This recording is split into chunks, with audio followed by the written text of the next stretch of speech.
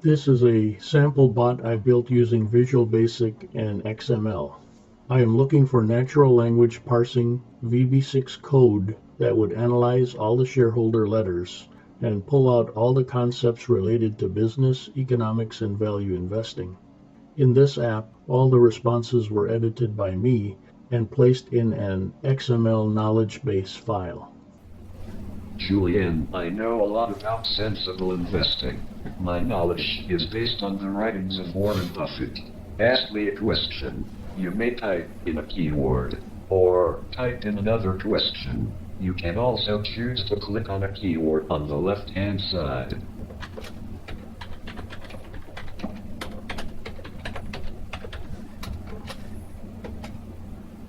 Chicago. I do not know much about Chicago.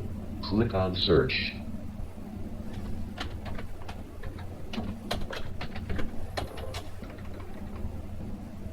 If Andrea's three basic ideas are really ground into your intellectual framework, I don't see how you can help but do reasonably well in stocks. His three basic ideas, and none of them are complicated or require any mathematical talent or anything of the sort, are 1. That you should look at stocks as part ownership of a business. 2. That you should look at market fluctuations in terms of his Mr. Market example and make them your friend rather than your enemy by essentially profiting from folly rather than participating in it. And finally, 3. The three most important words in investing are margin of safety, which Dan talked about in his last chapter of The Intelligent Investor, always building a 15,000-pound bridge if we're going to be driving 10,000-pound trucks across it.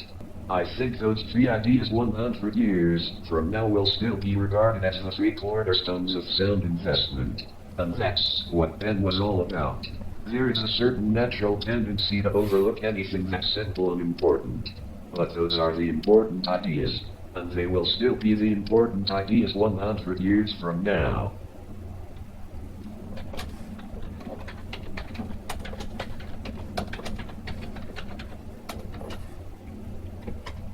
Ben Graham taught me that the key to successful investing was the purchase of shares in good businesses when market prices were at a large discount from underlying business values.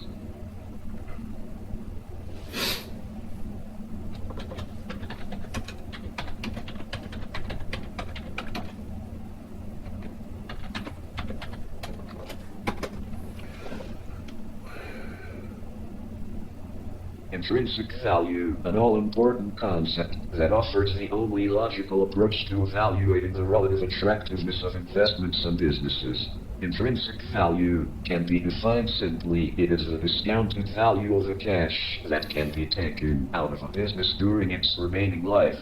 The calculation of intrinsic value, though, is not so simple. As our definition suggests, intrinsic value is an estimate rather than a precise figure, and it is additionally an estimate that must be changed if interest rates move or forecasts of future cash flows are revised. Two people looking at the same set of facts, moreover, and this would apply even to Charlie and me, will almost inevitably come up with at least slightly different intrinsic value figures. That is one reason we never give you our estimates of intrinsic value. What our annual reports do supply, though, are the facts that we ourselves use to calculate this value. Meanwhile, we regularly report our per-share book value, an easily calculable number, though one of limited use. The limitations do not arise from our holdings of marketable securities, which are carried on our books at their current prices. Rather, the inadequacies of book value have to do with the companies we control, whose values as stated on our books may be far different from their intrinsic values. The disparity can go in either direction. For example, in 1964 we could state with certitude that Berkshire's per-share book value was $19.46. However, that figure considerably overstated the company's intrinsic value, since all of the company's resources were tied up in a sub-profitable textile business. Our textile assets had neither going concern nor liquidation values equal to their carrying values.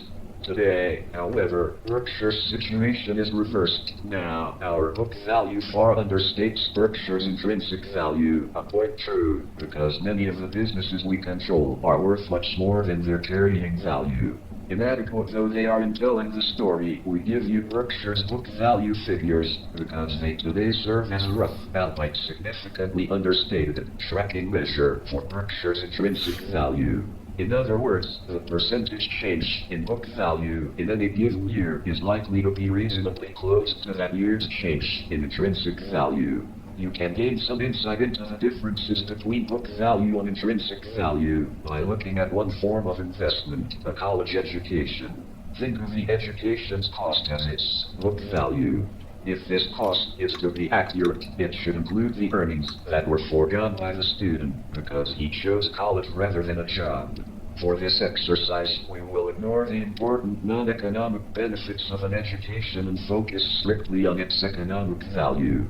First, we must estimate the earnings that the graduate will receive over his lifetime and subtract from that figure an estimate of what he would have earned had he lacked his education. That gives us an excess earnings figure, which must then be discounted at an appropriate interest rate back to graduation day. The dollar result equals the intrinsic economic value of the education. Some graduates will find that the book value of their education exceeds its intrinsic value, which means that whoever paid for the education didn't get his money's worth. In other cases, the intrinsic value of an education will far exceed its book value, a result that proves capital was wisely deployed. In all cases, what is clear is that book value is meaningless as an indicator of intrinsic value.